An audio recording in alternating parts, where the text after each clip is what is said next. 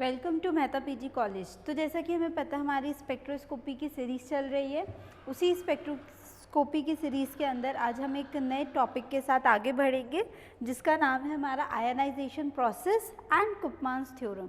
इन दोनों को हम पैरेलली साथ में पढ़ेंगे। प्रीवियस लेक्चर की अगर हम बात करें तो प्रीवियस लेक्चर जो मैंने फ़ोटो इलेक्ट्रिक का ही लिया था उसके अंदर हमने फ़ोटो इलेक्ट्रॉन स्पेक्ट्रोस्कोपी पढ़ी थी और उसी से हमने लेकिन उसका प्रिंसिपल बताया था हमने आयनाइजेशन प्रोसेस या फिर हमने बोला था फ़ोटो इलेक्ट्रिक इफ़ेक्ट। ठीक है, तो अब हमें ये देखना है कि ये आयनाइजेशन प्रोसेस बेसिकली होता क्या है। तो देखो आयनाइजेशन प्रोसेस के अंदर भी हमारे पास क्या है, एक मेटल है। ठीक है, मैंने ये सोचा कि कुछ हमारे पास इस तरीके का एक सब्सटेंस रखा हुआ है, उसके ऊपर क्या डाली हमने, एच न्यू करके रेडिएशंस डाली। अब जैसे ही हमने एच न्यू करके जब रेडिएशंस इसके ऊपर डाली है, ये क्या है, हमारा फोटोन है। ठीक है, और फोटोन से ये जो था ये मेरा, तो एक इलेक्ट्रॉन तो मेरा ये निकल जाएगा, तो ये मेरा फोटो इलेक्ट्रॉन हो गया और इससे बनेगा हमारा M+, इसको बोलते हैं हम मेटल आयन। क्या बोलेंगे हम इसको, मेटल आयन बोलेंगे। तो इस तरीके की ये जो है ये हमारी प्रोसेस रहती है, इसी को हम बोलते हैं हमारी फोटो आयनाइजेशन। अब फोटो आयनाइजेशन की जब हम बात करते हैं तो हम यही बोलते हैं कि अगर हमारे किसी भी मेटल के ऊपर हमने वेवलेंथ डाली है तो उससे जो मिलेगा वो हमारा M+, एक इलेक्ट्रॉन जो है वो इजेक्ट हो जाता है, तो जिसको हम फोटो इलेक्ट्रॉन भी कहते हैं या फिर हम उसको इजेक्टेड इलेक्ट्रॉन भी कहते हैं। तो हम ये कह सकते हैं कि when a beam of a light radiates on a sample or a metal surface, then it ejects some electron and itself ionized। Ionised का मतलब क्या है, देखो ये जो अगर हम बेसिकली अभी मैं मेटल ले रही हूँ, वो मेटल कहा था अभी तक किसी तरीके का आयंस में कन्वर्ट नहीं था। आयंस क्या होते हैं, तो पॉजिटिव या नेगेटिव दो तरीके के चार्जेस हमारे पास डेवलप होते हैं। मैंने ये बोला है कि अगर हमारे पास किसी तरीके का फोटोन डाल रहा है, ये हमारा मेटल था जो कि अभी तक अहम था, अगर उससे एक इलेक्ट्रॉन बाहर निकल गया तो उससे क्या आएगा, पॉजिटिव चार्ज आएगा। तो इसी को हम क्या बोलेंगे, हमारी फोटो आयनाइजेशन प्रोसेस बोलेंगे कि जब हमारा इलेक्ट्रॉन किसी भी मेटल सरफेस के ऊपर बॉम्बार्ड करवाते हैं हम, तो उससे एक इलेक्ट्रॉन इजेक्ट होता है और उस इजेक्शन के कारण हमारा जो है वो मेटल आयंस के अंदर हमारा कन्वर्ट हो जाता है और इसी को हम फोटो आयनाइजेशन प्रोसेस कहते हैं। और इसी फोटो आयनाइजेशन प्रोसेस के ऊपर जो है हमारा फोटो इलेक्ट्रिक इफेक्ट बेस्ड है, क्योंकि फोटो इलेक्ट्रिक इफेक्ट में भी तो हमने बोला था ना कि हमने इस तरीके के, अब आयनाइजेशन केवल फोटोन से ही नहीं हो सकता, हमारे पास काफ़ी सारी चीज़ें होती है जिससे हम हमारे आयंस को क्या कर सकते हैं, रेडिएट कर सकते हैं या फिर हम उसको बॉम्बार्ड करवा सकते हैं किसी और तरीके से, ताकि उसमें से क्या निकले, हमारे इलेक्ट्रॉन्स इजेक्ट हुए। तो बेसिकली फ़ोटो जहाँ पे हमने वर्ड यूज़ किया, तो फ़ोटो का मतलब ये है कि हाँ हमने फोटोन यूज़ किया है जिसके पास कुछ ना कुछ एनर्जी होती है एच न्यू के बराबर, और ये पूरा का पूरा हम फोटो इलेक्ट्रिक इफेक्ट में बहुत अच्छे से पढ़ कर आए थे। ठीक है, अब ये बात तो हमारी ये हो गई। नेक्स्ट अगर हम जैसे बात करें तो जब हम इसकी बात करते हैं, ठीक है, अब मेटल प्लस जो है इसके पास डेफिनेटली कुछ ना कुछ एनर्जी होगी इंटरनली। ठीक है, अब इंटरनली अगर इसके पास एनर्जी है तो अगर मैं ई इंटरनल को 0 मान के चल लूँ, ठीक है, इसका मतलब ये है कि मेटल अभी तक ग्राउंड स्टेट के अंदर है। दैट मीन्स मेटल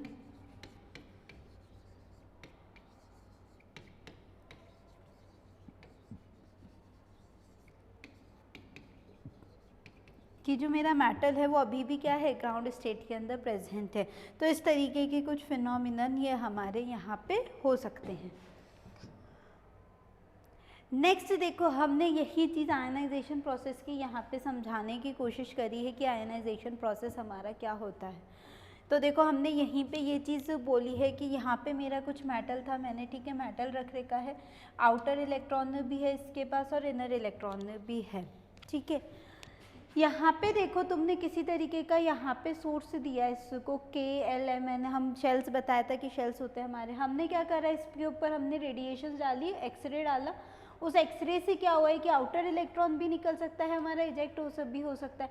तो काफ़ी तरीके के हमारे इलेक्ट्रॉन्स जो है वो इजेक्ट हो सकते हैं, ठीक है।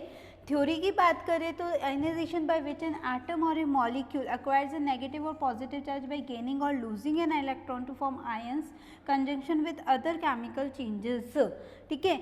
तो हमने यही चीज़ बोली है यहाँ पे कि अगर हमारे आयनाइजेशन प्रोसेस का मतलब ये होता है कि मेटल के ऊपर पॉजिटिव या नेगेटिव दोनों तरीके का कोई भी चार्ज बिल्डअप हो और उसके बाद साथ ही साथ उसके में क्या हो, हमारा conjunction with other chemical changes, और कुछ ना कुछ उसमें केमिकल चेंजेस भी अदर डेवलप हो जाए। क्योंकि जब हम प्रॉपर्टीज़ पढ़ते हैं तो मेटल की प्रॉपर्टी डिफर करती है उसके मेटल आयन की प्रॉपर्टीज से। तो हमने यही बोला है कि कुछ ना कुछ केमिकल चेंजेस भी है। अगर केमिकल चेंजेस क्या है, जब तुमने इलेक्ट्रॉन निकाला है तो डेफिनेटली एक इलेक्ट्रॉन की कमी आ गई इसके पास। अगर सपोज मैं M- कर रही हूँ इसके पास नॉन मेटल के पास, तो इसका मतलब कहीं ना कहीं से ये गेन कर रहा है। तो अभी भी इसकी जो चेंजेस थे वो कहीं ना कहीं एक्वायर हुए। एक इलेक्ट्रॉन कम होगा तो डेफिनेटली कुछ ना कुछ इफेक्ट पड़ेगा उसके ऊपर, उसका फोर्स ऑफ अट्रैक्शन कम हो जाएगा या गेन हो जाएगा। जो भी इफेक्ट आता है, जो भी पॉजिटिव नेगेटिव चार्ज वो लेकर आता है, उस अकॉर्डिंग वो चीज़ हो जाएगी। Ionization can result from the loss of an electron after collision with subatomic particle, collision with other atoms or molecule and ion through and the interaction with the light। मैंने अभी कहा कि ज़रूरी नहीं है कि आयनाइजेशन प्रोसेस केवल हमारे फोटोन्स की वजह से हो रही है, यहाँ पे हमारा कॉलिजन भी पॉसिबल है। सपोज जैसे हम की प्रोसेस बनाते हैं, मैं कोई सा भी एक मॉलिक्यूल ले रही हूँ NaCl, जब हम इसको बनाते हैं तो हम Na के ऊपर पॉजिटिव लगाते हैं, Cl के ऊपर नेगेटिव चार्ज लगाते हैं। इसका मतलब यहाँ पे भी तो आयंस का फॉर्मेशन हो रहा है विथ गेनिंग और लूजिंग इलेक्ट्रॉन। भाई सोडियम क्या कर रहा है, अपना एक इलेक्ट्रॉन लूज कर रहा है और Cl क्या कर रहा है, एक इलेक्ट्रॉन को गेन कर रहा है। तो जब यहाँ पे भी अपना गेनिंग एंड लूजिंग साइमल्टेनियसली काम करता है तो देखो क्या होगा कि हमारे पास एक Na है, एक Cl है, ये दोनों बॉम्बार्ड करते हैं ताकि क्या होता है, एनर्जी रिलीज होती है। एनर्जी रिलीज से क्या होता है कि Cl, देखो ये तो ज़रूरी है कि ऑक्टेट रूल कंप्लीट होता है और इस तरीके से हमारा बॉन्ड्स का फॉर्मेशन और ये सब चीज़ें हैं। लेकिन जब ये आयन के फॉर्म में ब्रेक डाउन हो रहा है, सपोज मैं इसको ब्रेक करूँ कि अब मुझे तो ब्रेक डाउन चाहिए, तो Na प्लस और Cl माइनस लेके जाता है। इसका मतलब यही तो बोलते हो कि इसका भी ऑक्टेट पूरा है, इसका भी ऑक्टेट पूरा है। तो बेसिकली आयंस बने कैसे, कुछ ना कुछ रिएक्शंस तो इसके अंदर हुई होगी, कुछ ना कुछ चीज़ तो हुई होगी, और वो चीज़ क्या है, हमारा केमिकली बॉम्बार्डमेंट इसके अंदर हुआ है, ठीक है। यहाँ कोलिजन्स इसके अंदर हुए हैं विद एटम्स और मॉलिक्यूल्स। जैसे हमने कोई मॉलिक्यूल ले लिया तो उसमें भी हो सकते हैं। तो एटम और मॉलिक्यूल्स के अंदर अगर हमारा बॉम्बार्डमेंट हो रहा है, कोलिजन हो रहा है, तो उस फॉर्म के अंदर हमारा आयंस भी फॉर्म हो सकते हैं। Heterolytic bond cleavage can result in the formation of ion pairs, definitely है, ठीक है।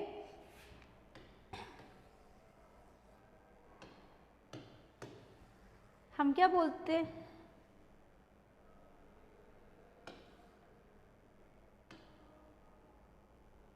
ठीक है, हम क्या बोलते हैं कि हमारे पास क्या होता है कि हम ये मानते हैं कि हमारे पास कुछ वो भी होता है केमिकली, अगर मैं बात करूँ तो काफ़ी सारी चीज़ें भी मेरे पास आती हैं, ठीक है।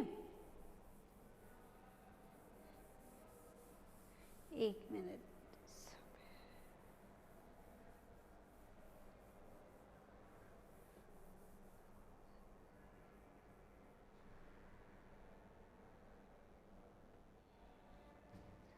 ठीक है। तो हेट्रोलाइटिक क्लीवेज, अब दो तरीके के क्लीवेज पढ़ते हैं बॉन्ड फिजन के टाइम पे, एक होता था हमारा होमोलाइटिक और एक होता था हमारा हेट्रोलाइटिक।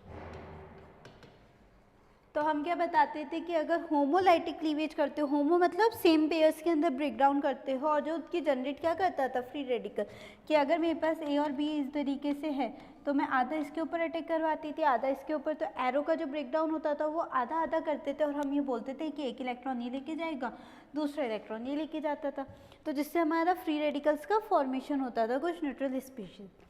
अगर हम हेट्रो की बात करें तो हेट्रो में होता था कि अगर मैंने एक साइड बॉन्ड ब्रेक किया, इसका मतलब जो मोर इलेक्ट्रोनेगेटिव होता है वो मेरा क्या करेगा, इलेक्ट्रॉन लेके जाएगा। अब इलेक्ट्रॉन लेके गया तो किस में ब्रेक डाउन होगा, बी इलेक्ट्रॉन लेके गया है क्योंकि B is more electric. Suppose मैंने ये बोला कि electronegativity of B is greater than electronegativity of A, इसका मतलब बी जो है वो फोर्स ऑफ अट्रैक्शन से अट्रैक्ट करेगा।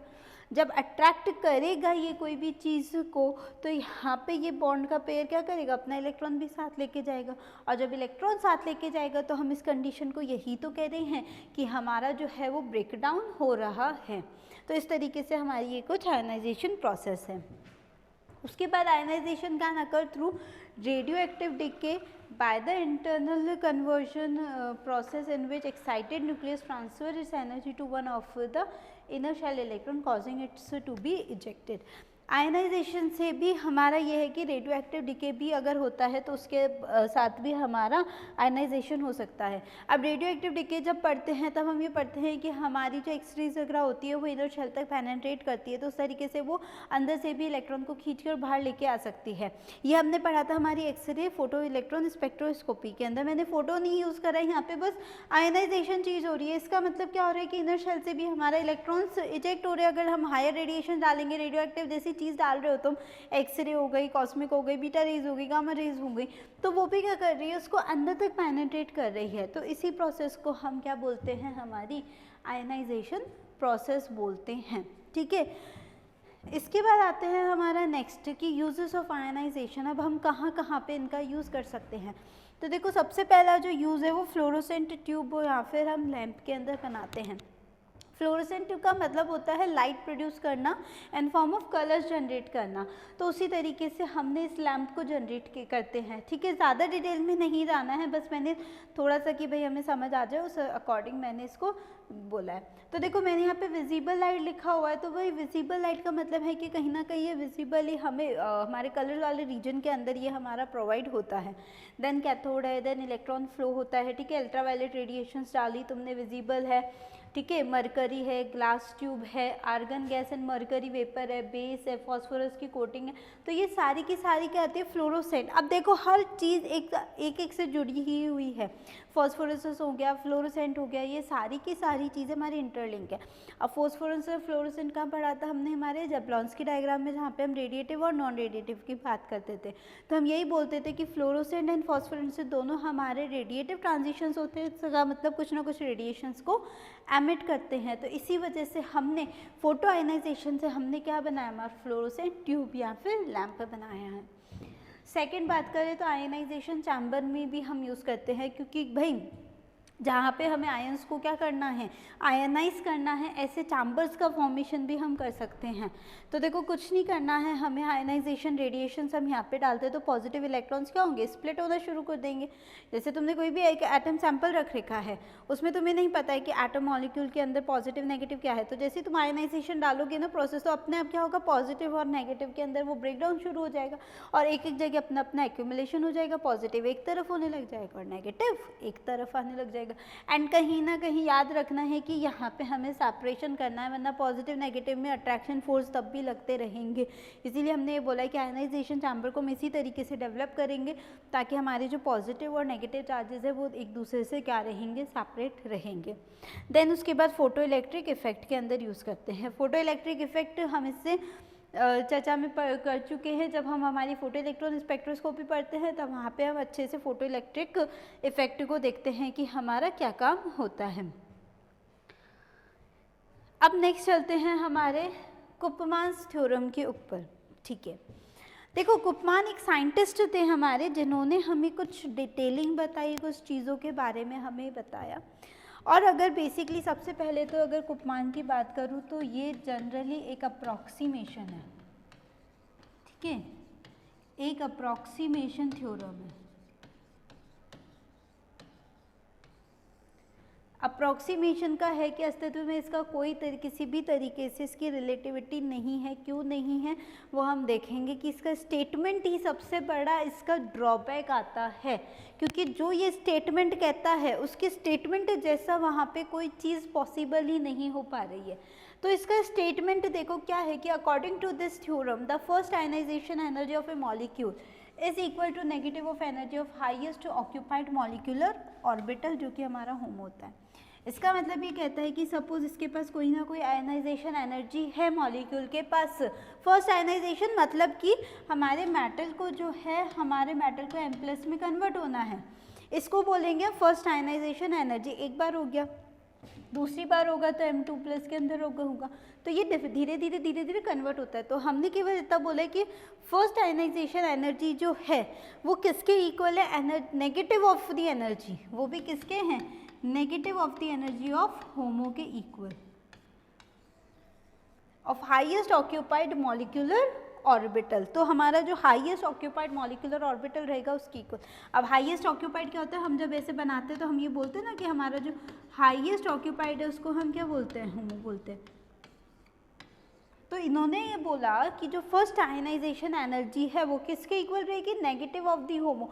मतलब सपोज कि तुम अभी केवल और केवल इलेक्ट्रॉन्स जो है वो सपोज तुम वैलेंस शेल से निकाल रहे हो, वैलेंस शेल से तुम्हें इलेक्ट्रॉन निकालने के लिए जितनी भी एनर्जी देनी पड़ रही है उसको आयनाइज करने के लिए आयनाइजेशन एनर्जी, फर्स्ट आयनाइजेशन वो किसके इक्वल रहेगी, जितनी से एनर्जी, क्योंकि हम ये एनर्जी डायग्राम सीमित लेवल में बताया ना एनर्जी के रिलेटिव में, तो जब हम एनर्जी के रिलेशन में ये डायग्राम बनाते हैं तो हमें ये पता है कि ये डिफरेंट लेवल्स हमारे एनर्जी को डिनोट करते हैं। तो उसी एनर्जी के बिहाफ पे हमने ये बोला है कि जो हमारी आयनाइजेशन एनर्जी है वो किसके नेगेटिव के इक्वल रहेगी, एनर्जी ऑफ होमो के हाईएस्ट ऑक्यूपाइड मॉलिक्यूलर ऑर्बिटल के इक्वल रहेगी। ठीक है, introduction, when an electron is removed from molecular orbital in order to form a positive ion, और क्या क्या इसका था कि अप्रॉक्सीमेशन है, देखो approximation of orbital energy E I which is derive from the wave function of the spin orbital and the kinetic nuclear attraction, केवल और केवल अप्रॉक्सीमेशन बताया था। इसके बाद ये हेटरी फॉक जो मेथड है उसके बिहाव पे, अब इतना डीप में हमें नहीं जाना, हम कुप्पान पढ़ रहे हैं, सिर्फ इतना था कि हमारे स्पिन भी थे वेव फंक्शन की फॉर्म में दिया गया था kinetic and nuclear attraction energies के बिहाफ पे, क्योंकि हमें पता है भाई न्यूक्लियस के पास न्यूक्लियर अट्रैक्शन भी होगा, और जब उसके ऊपर हम किसी न किसी तरीके का फोटोन एनर्जी डाल रहे हैं तो इलेक्ट्रॉन जब निकलता है तो उसके पास काइनेटिक एनर्जी भी हमारे अवेलेबल होती है, तो वो काइनेटिक एनर्जी रहेगी, उसके साथ साथ ही हमारे पास और सारी चीज़ें न्यूक्लियर अट्रैक्शन और ये सब रहता है। उसी बिहाफ पे उन्होंने ये चीज़ बोली थी कि हमारा ये जो है ये वाला स्टेटमेंट इसी डिराइव्ड के ऊपर उन्होंने दिया था। Second, this theorem applies when an electron is removed from molecular orbital in the order to form a positive ion, और थ्योरम कब एप्लीकेबल होगी, जब उसके मॉलिक्यूलर ऑर्बिटल से एक इलेक्ट्रॉन रिमूव होगा और साथ ही साथ किसका फॉर्मेशन करेगा, पॉजिटिव आयन का फॉर्मेशन वो करेगा, उसी को हम तभी ये थ्योरम जो है वो हमारी एप्लीकेबल होगी। मतलब कि अगर मैटर में है तो मैटर में से जब तुम एक इलेक्ट्रॉन निकालोगे तो केवल क्या बनाओगे, एम पॉजिटिव बनाओगे, तभी ये थ्योरम एप्लीकेबल रहेगी। It is originally only used for ionization energy in a closed shell system but has been generalized to be used to calculate energy changes when electrons are added or removed from a system. पहले के लिए जो था वो केवल एक closed shell system के लिए यूज़ किया जाता था कि मतलब हमारा एक सिस्टम है, उसकी हमें क्या जानकारी चाहिए, उसकी जानकारी चाहिए कि कितना है, कितने शेल्स उसके अंदर प्रेजेंट है, वो सब के लिए। लेकिन बाद में इसको मॉडिफाइड करके और हमारे रिमूवल और एडिशन ऑफ इलेक्ट्रॉन्स के बिहाफ पे भी हमारा ये थ्योरम एप्लीकेबल की गई थी। ठीक है, नेक्स्ट अगर बात करें तो based on this generalization it is possible to use the same method to approximate the electron affinity. इसके साथ साथ ही हम इलेक्ट्रॉन एफिनिटी को भी पढ़ सकते थे। In this case molecular orbital would be one associated with the orbital to which the electron being added. तो इसके बिहाफ पे हम ये बोलते थे कि जहाँ पे हमारा इलेक्ट्रॉन ऐड होगा या जहाँ से रिमूव्ड होगा, इसका मतलब ये है कि जहाँ पे हमारा होमो है और उसको कहीं ना कहीं लूमो चाहिए होगा एडिशन के लिए, तो होमो से तो इलेक्ट्रॉन जाएगा लेकिन लूमो के अंदर ऐड होएगा। तो दोनों ही चीज़ें हमें नीड होती है कि हमारा इलेक्ट्रॉन कहाँ से निकलेगा और कहाँ ऐड होगा, वो दोनों की दोनों सारे फिनोमिनन इसके अंदर हमें चाहिए होंगे। इस तरीके की हमारी इस थ्योरम को लिया गया था। तो बेसिकली तो हमारा केवल और केवल स्टेटमेंट इम्पॉर्टेंट है कि स्टेटमेंट ये बोल रहा है कि जो हमारी फर्स्ट आयनाइजेशन एनर्जी है वो इक्वल रहती है हमारे नेगेटिव ऑफ द एनर्जी, वो भी कौन सी होती है, होमो के इक्वल रहती है। अब मैंने अभी तुम्हें क्या कहा कि अप्रॉक्सीमेशन डेटा है, इसी अप्रॉक्सीमेशन डेटा के ऊपर ना कुछ क्या बोलते हैं थ्योरीज और आई हैं कुछ, ये मान लो कुछ ड्रॉबैक्स उसके आए, जो कि ड्रॉबैक्स हमें ये बताते हैं कि क्यों ये थ्योरी एप्लीकेबल नहीं हुई हैं। ठीक है, तो हम ऐसे बोलते हैं कि अगर हमें आयनाइजेशन एनर्जी कैलकुलेट करनी है किसी भी इलेक्ट्रॉन या किसी भी मेटल की, तो वो 3 फैक्टर्स और हैं जिनके ऊपर डिपेंड करती हैं। ठीक है, अब कौन कौन से फैक्टर्स हैं वो देखते हैं हम। चलो,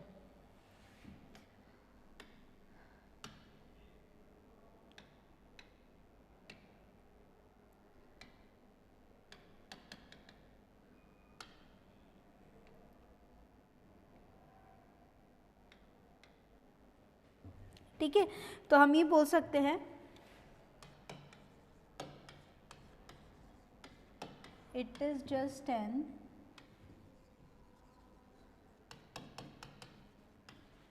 approximation since it ignores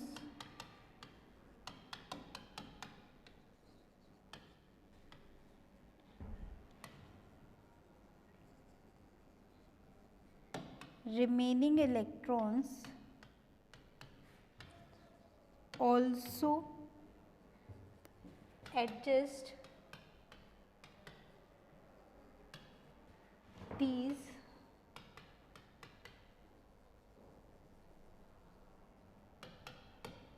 तो ये जो ये इलेक्ट्रॉन्स है ये भी हमारे क्या करते हैं, डिस्ट्रीब्यूशन के अंदर आते हैं व्हेन आयनाइजेशन अकर्स, वेयर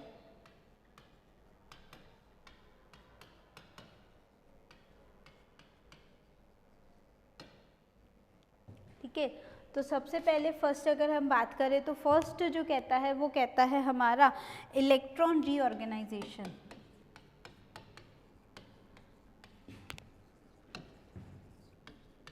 पहले स्टेटमेंट लिख लेते हैं, फिर हम समझेंगे कि स्टेटमेंट क्या है इसका, ठीक है।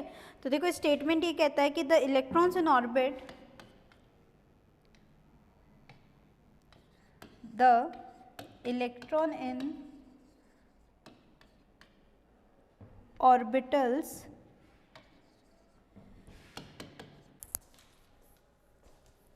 ठीक है। तो हमने यही बात बोली है कि अगर हमारा रेडियो एक्टिव डिके होता है तो उस रेडियो एक्टिव डिके में भी हमारा इंटरनली इलेक्ट्रॉन इंजेक्शन का काम होता है।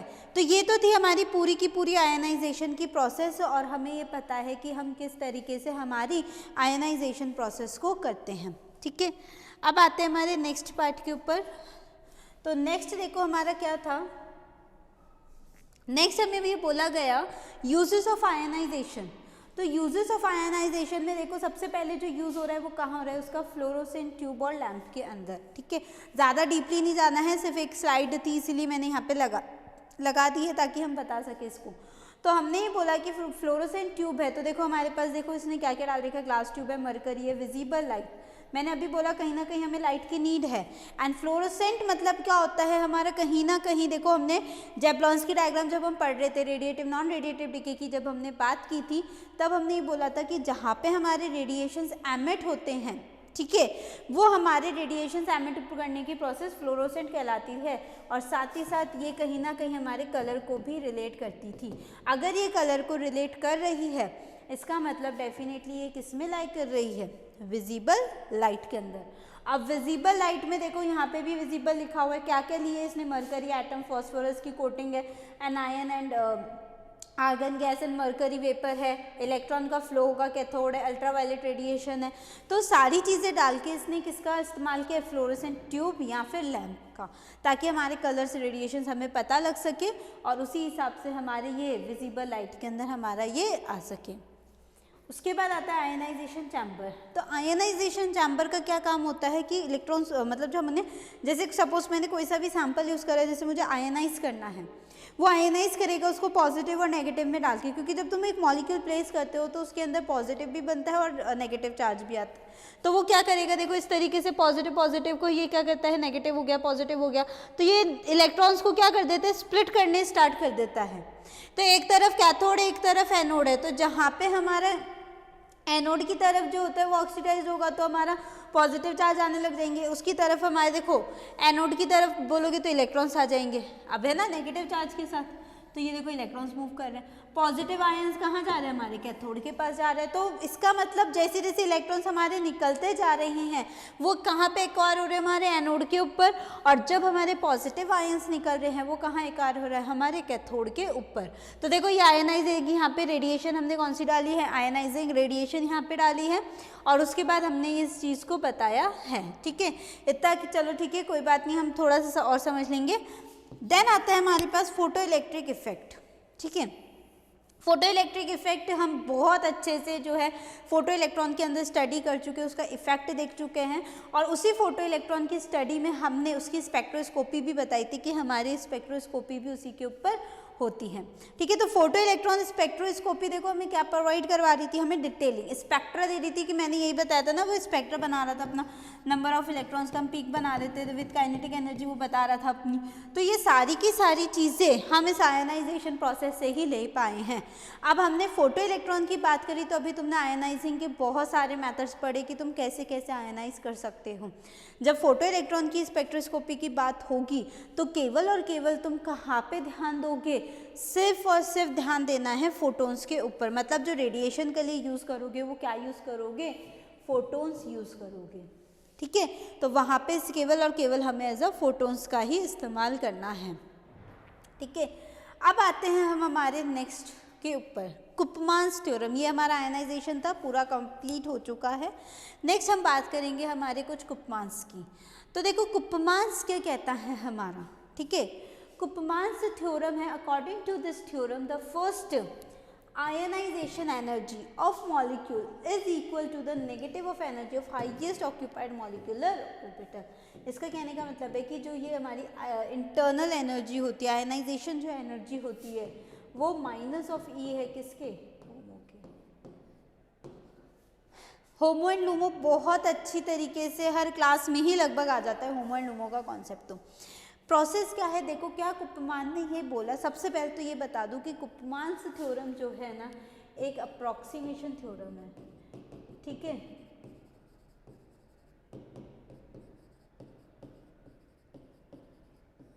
ये किसी भी ऐसे कोई नहीं है कि भाई बहुत ही एक्चुअल थ्योरम हो या हमें किसी तरीके का इसका इस्तेमाल करना है। हाँ, इस्तेमाल ज़रूर होता है लेकिन केवल और केवल अप्रॉक्सीमेशन डेटास के लिए ही। ठीक है, हमने बात करी कि हमारी ये आई ई और ये है क्या चीज़। देखो आयनाइजेशन एनर्जी का मतलब होता है कि आयंस का फॉर्म होना। तो अगर सपोज मेरे मेटल बनाना है, मैंने एक इलेक्ट्रॉन रिजेक्ट करके उसका मेटल बनाया, तो ये इसकी क्या हो जाएगी, फर्स्ट आयनाइजेशन एनर्जी।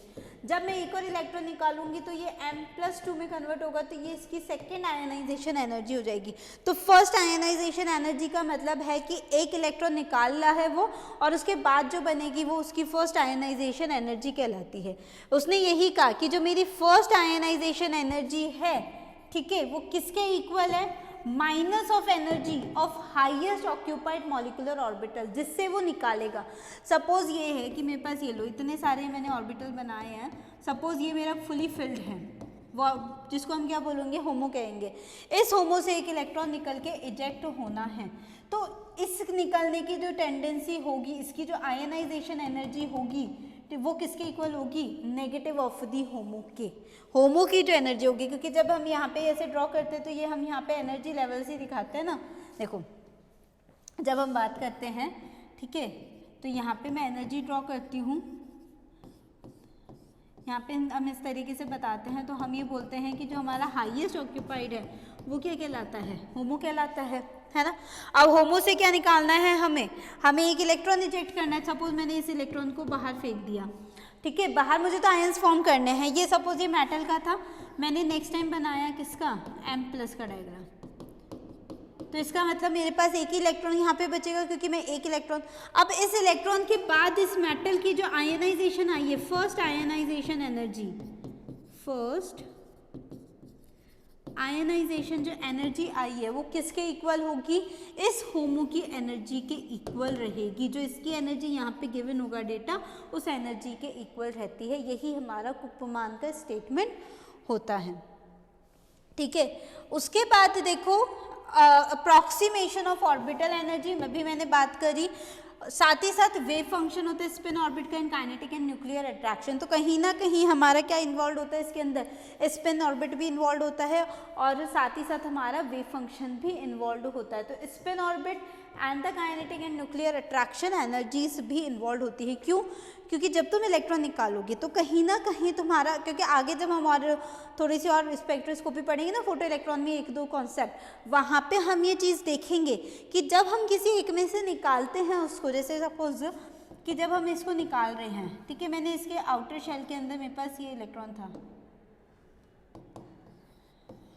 ठीक है, मेरे पास ये इलेक्ट्रॉन था, एक इलेक्ट्रॉन यहाँ था। तो जब मैंने इस इलेक्ट्रॉन को निकाल दिया, इसका मतलब ये शेल तो एम्प्टी हो गया मेरा। अब एम्प्टी हुआ तो इसका मतलब क्या, अब ये इलेक्ट्रॉन बचा है तो इनर शेल वाला, तो इसके ऊपर न्यूक्लियर अट्रैक्शन भी फील हो रहा होगा, बाहर वाले पे भी हो रहा होगा। साथ ही साथ इलेक्ट्रॉन जो होता है, हमने स्पिन भी पढ़ी है उसकी कि हाँ इलेक्ट्रॉन स्पिन भी करता है।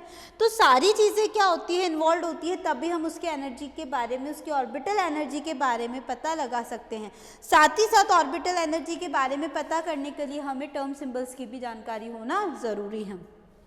ठीक है, तो हमने यही कॉन्सेप्ट हम यहाँ पे लगा चुके हैं।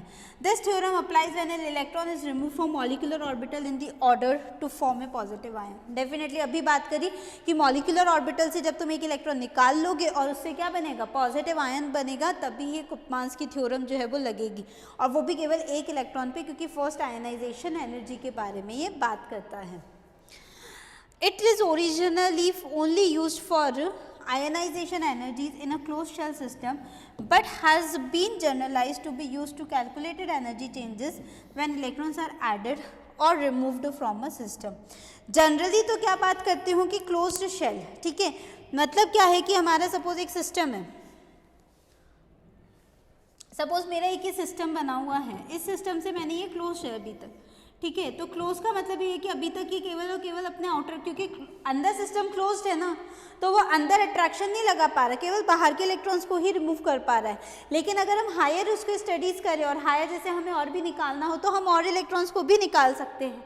ऐसा नहीं है कि एक इलेक्ट्रॉन हम उसका निकालेंगे, हम उसके अंदर की भी इलेक्ट्रॉन्स को हम निकाल सकते हैं। ये स्टडी दूसरी वैसे थ्योरम में आती है जब हम ऑगर की बात करेंगे, ठीक है, वहाँ पर हम इसको और डीपली स्टडी करने वाले हैं। ठीक है, तो ये हो गई हमारी सारी की सारी यहाँ पे ये बातें ख़त्म, है ना, कि कुपमान थ्योरम होती क्या है। अब देखो, based on this generalization it is possible to use the same method to approximate the electron affinity. In this case molecular orbital would be one associated with the orbital to which the electron being added. साथ ही साथ हमें ये भी बात कर सकते हैं कि इसमें क्या हो रही है, use electron affinity. Electron affinity का मतलब भी क्या होता है कि इलेक्ट्रॉन का निकलना is equals two electron affinity. वो भी हमें क्या निकालती है, इलेक्ट्रॉन एफिनिटी के बारे में जानती है। तो इलेक्ट्रॉन एफिनिटी भी कब लगेगा, जब वो इलेक्ट्रॉन उसके मॉलिक्यूलर ऑर्बिटल से बाहर जाएगा। जब वो उसके मॉलिक्यूलर ऑर्बिटल से बाहर जा रहा है तभी हम इसको भी ऐड कर सकते हैं। तो Koopman theorem is useful because the use of this approximation mean that it is not necessary to calculate two separate energies of the original molecule and its ion in order to find the ionization energy and electron affinity. अब theorem का initially use क्या था, देखो initially ये use था कि जब तुमने फर्स्ट आयनाइजेशन एनर्जी की बात करी, ठीक है, जब तुमने आयनाइजेशन एनर्जी की बात करी और तुमने बोला कि वो किसके इक्वल है, तुम्हारी होमो के इक्वल है। तो जब तुम्हें, अगर तुम्हें सपोज अगर तुम्हें आयनाइजेशन एनर्जी के बारे में पता है तो इसका मतलब माइनस, एक मिनट,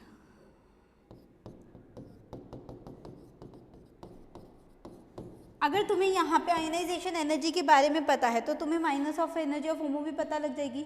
तो यही इसका जो था अच्छा खासा यूज़ था कि हमें दोनों चीज़ें यहाँ पे जो है हमें पता लग रही हैं, चाहे से फिर हमारा होमो हो या फिर हमारा किसी भी तरीके से आयनाइजेशन एनर्जी हो, हमें एक चीज़ पता होनी चाहिए। देखो हमें एनर्जी ऑफ होमो भी पता रह सकती है ना, होमो क्यों पता रहेगा, क्योंकि डेफिनेटली हम मॉलिक्यूलर ऑर्बिटल बनाएंगे तब जाके तो हमें पता लगेगा कि होमो है या नहीं है।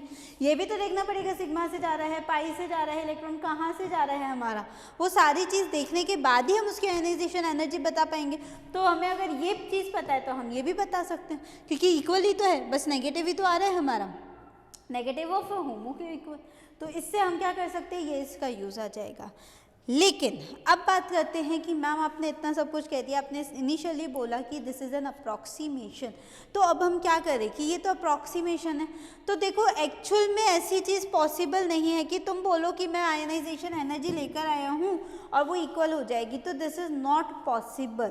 वो क्यों, वो है हमारे 3 फैक्टर्स के ऊपर डिपेंड करती है ये चीज़, ठीक है, जो हमें ये बताती है। अगर देखा जाए तो कुपमान के ड्रॉबैक भी बोल सकते हैं, या फिर हम इसको इस लैंग्वेज में भी बोल सकते हैं कि जो हमारी आयनाइजेशन एनर्जी है या मॉलिक्यूलर ऑर्बिटल जो होमो की एनर्जी है वो डिपेंड करती है हमारे 3 फैक्टर्स के ऊपर, और उनको हम कुपमान ने नेग्लेक्ट किया था। वो नेग्लेक्शन नहीं झेल सकते, क्योंकि अगर वो नेग्लेक्शन है तो वो इतनी इंपॉर्टेंट चीज़ें हैं कि हम उनको नेग्लेक्ट किसी भी कंडीशन में नहीं कर सकते, ठीक है। तो बात करते हैं अब उनकी थ्योरम्स की, है ना, 3 जो हमारे रूल्स थे। important factors that contribute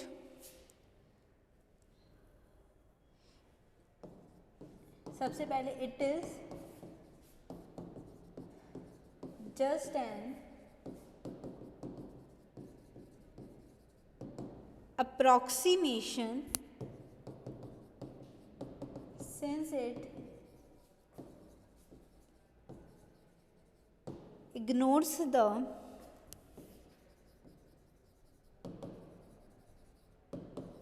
remaining electrons. ठीक है, क्यों? क्योंकि इसने क्या करा था, रिमेनिंग इलेक्ट्रॉन्स की स्टडी को भी नेग्लेक्ट किया था, which adjust the distribution of electron, जिसकी वजह से देखो क्या होता है कि हमें तो एक इलेक्ट्रॉन निकालना है, तो उसने तो केवल इतना कह दिया कि तुम एक इलेक्ट्रॉन जिस भी ऑर्बिटल से निकाल रहे हो, होमो से निकाल रहे हो, उस एक इलेक्ट्रॉन को तुम्हें कंसीडर करना है। लेकिन बाकी के इलेक्ट्रॉन का क्या होगा, कहीं ना कहीं बाकी के इलेक्ट्रॉन उसकी वजह से इफेक्ट हो रहे होंगे। तो उसने यही चीज़ बोली कि हम यहाँ पे इन चीज़ों को नेग्लेक्ट नहीं कर सकते हैं। और important factors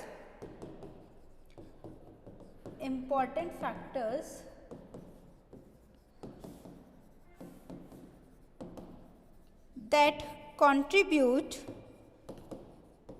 to the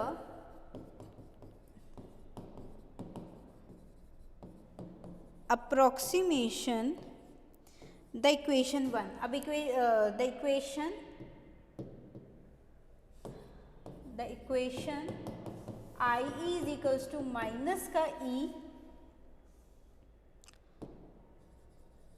relate the following major errors. कुछ मेजर एरर्स आए हैं, ठीक है। अब वो मेजर एरर्स क्या हैं उनकी हमें स्टडी करनी है। तो देखो फर्स्ट जो था वो फर्स्ट फैक्टर ये था हमारा इलेक्ट्रॉन रीऑर्गेनाइजेशन।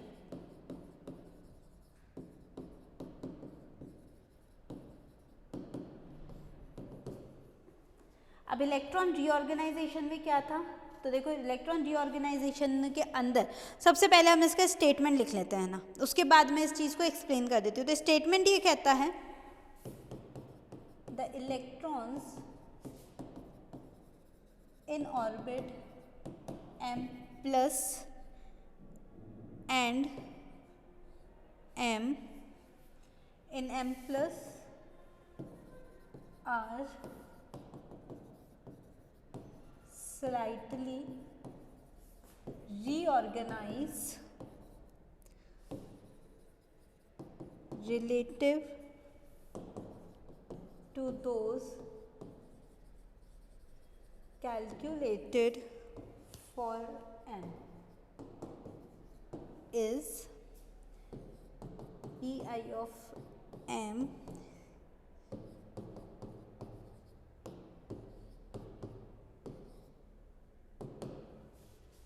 अब देखो पहले स्टेटमेंट ने बोला क्या कि इलेक्ट्रॉन का रीऑर्गेनाइजेशन होता है। तो जो इलेक्ट्रॉन्स होते हैं कौन से ऑर्बिट में, हमारा m+। सपोज देखो मेरे पास ये मेटल था, ये मेटल कन्वर्ट हो गया अभी m+ के अंदर, इसके पास फर्स्ट आयनाइजेशन एनर्जी आ चुकी है। अब जब तुम एक न्यूक्लियस से क्या करोगे, यहाँ से इलेक्ट्रॉन्स निकाले तुमने, है ना, यहाँ थे, सपोज इस इलेक्ट्रॉन को तुमने बाहर निकाल दिया, तो कहीं ना कहीं ये इलेक्ट्रॉन्स अपने आप को रीअरेंज करेगा, कहीं ना कहीं ये वाला इलेक्ट्रॉन इसको बाहर फेंकेगा, ठीक है। बाहर क्यों फेंकेगा, क्योंकि रीअरेंज करेगा। अगर पेयर्ड है तो वो उसको अनपेयर करने की कोशिश करेगा। तो इसका मतलब कहीं ना कहीं अगर ये L से निकला है तो K वाला इलेक्ट्रॉन L के अंदर फेंकेगा, इसको L को रीअरेंज करेगा। इसका मतलब ये है कि जो हमारी एनर्जी आएगी m+ के लिए और m के लिए, वो दोनों कंडीशंस हमारी अलग अलग होएंगी, ठीक है। क्यों? क्योंकि जब तुम रिलेटिव एनर्जी की भी बात करोगे तो अगर मैं यहाँ पे देखो क्या होता है कि जब जैसे ही हम क्या कहते हैं एक इलेक्ट्रॉन हमारा निकल जाता है ना, जैसे ही हम इलेक्ट्रॉन को निकालते हैं तो उसकी एनर्जी जो होती है वो लोअर हो जाती है, ठीक है। तो अगर मैं बात करूं कि मेरे पास ये दो इलेक्ट्रॉन थे, ये मेटल के हैं, और ये जो इलेक्ट्रॉन है, ठीक है, मैं ये बात करूं ये मेरे m+ के हैं, तो जैसे ही तुम क्या होता है कि तुम मेटल m+ बना देते हो ना, एक इलेक्ट्रॉन निकाल देते हो, तो क्या होता है वहाँ पे उसकी एनर्जी कम हो जाती है, ठीक है, डिक्रीमेंट आ जाता है क्योंकि वो न्यूक्लियस के ज़्यादा पास आ जाएगा। भाई जो भी चीज़ है, मैं यहाँ पे सपोज मैंने यहाँ पे न्यूक्लियस बनाया, अभी m था, इसका मतलब m के पास जो अभी इलेक्ट्रॉन्स है उसका जो होमो है वो दूर होगा, कहीं ना कहीं वो दूर होगा उससे। लेकिन अब जब तुम m प्लस बना चुके हो तो उसका होमो कहीं ना कहीं उस न्यूक्लियस के पास होगा। जब वो उस न्यूक्लियस के पास है तो इसका मतलब ये है कि इसकी एनर्जी और इसकी एनर्जी में तुम्हें कहीं ना कहीं डिफरेंस दिख रहा है ना। ये भी इसका m का होमो है और ये इसका m प्लस का होमो है। तो हमने यही चीज़ बोली कि अगर तुम दूसरी बार इलेक्ट्रॉन निकालना चाहोगे तो ये चीज़ पॉसिबल नहीं है कि m प्लस की जो है और m की जो आ रही है वो दोनों की दोनों चीज़ें सेम हो जाए, which is not equal to the energy of metal and metal plus. ये फर्स्ट स्टेटमेंट इसका हमारा कहता है कि कहीं ना कहीं हमारा रीऑर्गेनाइजेशन होता है और इसी वजह से ये चीज़ें हमारी पॉसिबल हो पाई है। इसीलिए हम ये कहते हैं कि ये चीज़ हमारी एप्लीकेबल नहीं होती। इसीलिए जो इनिशियली डेटा हमने लिखा है इक्वेशन का, ionisation energy is equals to minus of energy of HOMO, वो करेक्ट स्टेटमेंट हमारा नहीं है। ठीक है, नेक्स्ट अगर हम बात करें तो नेक्स्ट हमारा ये कहता है कि एनर्जी फॉर रिलेशन। ठीक है, सेकंड जो है हमारा है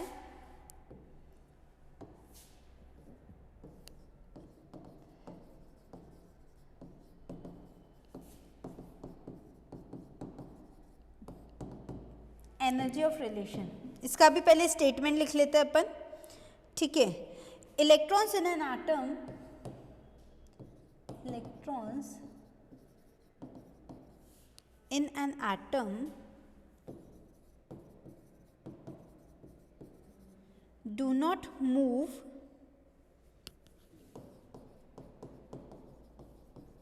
entirely independent of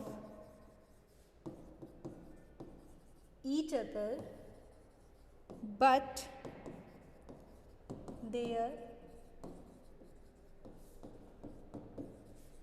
movement are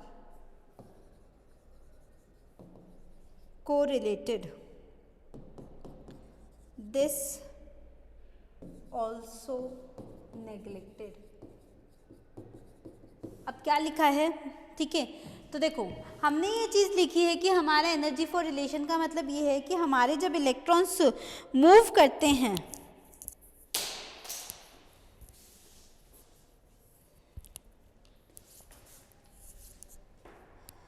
हमारे जब इलेक्ट्रॉन्स जो है वो मूव करते हैं, ठीक है, मैंने ये बोला कि जब ये है तो यहाँ पे कहीं ना कहीं ऑर्बिट के साथ ये जो है ये इलेक्ट्रॉन्स हमारे मूव कर रहे होंगे। अब इलेक्ट्रॉन्स मूव करते हैं क्योंकि अट्रैक्शन लगता है, साथ ही साथ स्पिनिंग होती है, स्पिनिंग के साथ ऑर्बिटल मोमेंटम भी होता है, तो हर चीज़ यहाँ पे लगती है। तो इन्होंने यही कहा कि कोई भी इलेक्ट्रॉन जो है ना वो इंडिपेंडेंट नहीं है, मतलब ये नहीं है कि इलेक्ट्रॉन अपनी ही अच्छा से मूव कर रहा है, उसके ऊपर ये है कि कहीं ना कहीं उसके ऊपर दूसरे इलेक्ट्रॉन का इन्वॉल्वमेंट भी रहना है।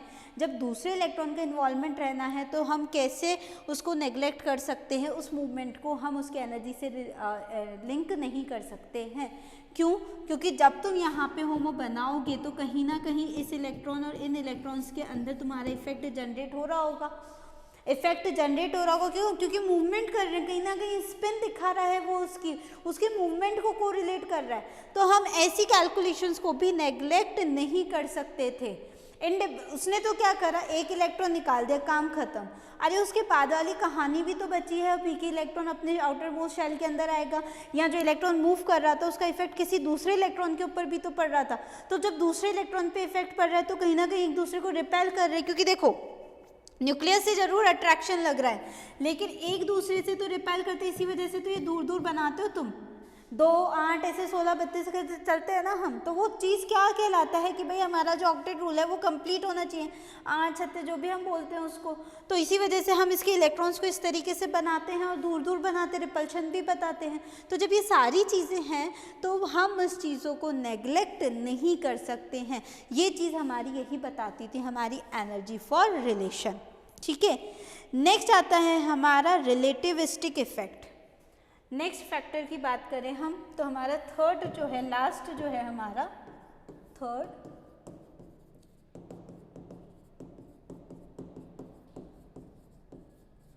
अगर ज़्यादा जानकारी चाहिए तो कांटेक्ट करें, अपनी बुक्स के ऊपर थोड़ा रेफर करें क्योंकि बुक्स भी ज़रूरी होती हैं, ठीक है। रियलिस्टिक इफेक्ट का भी हम पहले स्टेटमेंट ही लिख लेते हैं, ठीक है। क्या कहता है, देखो ये, the effect of relativity and orbital energies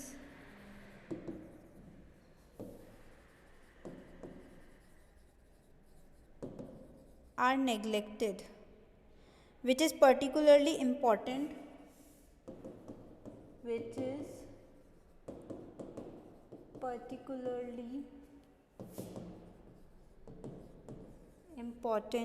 for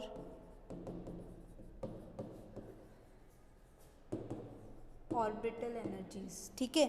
तो हमारे रियलिस्टिक इफेक्ट ने भी यही बोला था कि जो हमारी एनर्जीज होती हैं वो एनर्जीज क्या करती हैं, हमारे लिए उतनी ही इम्पॉर्टेंट रहती है जितना कि हमारा रिलेटिविटी इफेक्ट भी रहता है। देखो रिलेटिविटी इफेक्ट जो होता है वो फिजिक्स की बहुत अच्छी थ्योरम है, ठीक है, इतना डीप हमें नहीं जाना है।